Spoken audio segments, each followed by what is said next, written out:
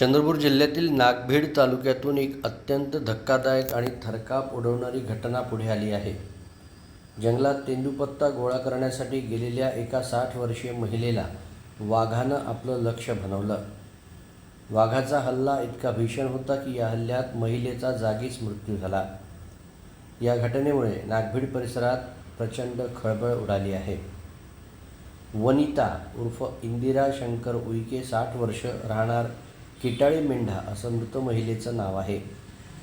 सध्या उन्हाळ्याचे दिवस असल्यानं जंगलामध्ये तेंदूपत्ता संकलनाचा हंगाम वेगाने सुरू आहे. अनेक ग्रामीण नागरिक आपला उदरनिर्वाह करण्यासाठी सकाळी जंगलात जातात. वनिता देखील नेहमीप्रमाणे आज सकाळी जंगलाच्या दिशेनं रवाना झाल्या होत्या. जंगलात तेंदूपत्ता गोळा करत असताना दबा धरून बसलेल्या वाघानं त्यांच्यावर अचानक हल्ला चढवला. स्वतःचा बचाव करण्याची कोणतीही संधी त्यांना मिळाली नाही. वाघानं गंभीर वार केल्यानं त्यांचा घटनास्थळीच प्राण गेला. घटनेची माहिती मिळताच वनविभागाचे अधिकारी आणि पोलीस कर्मचारी तातडीनं घटनास्थळी दाखल झाले. त्यांनी मृतदेह ताब्यात घेतला. दरम्यान वन्यजीवांच्या वाढत्या हल्ल्यामुळे स्थानिक गावकऱ्यांमध्ये वनविभागाविरोधात तीव्र संताप व्यक्त होत असून हिंस्त्र प्राण्यांचा बंदोबस्त करण्याची मागणी केली जात आहे.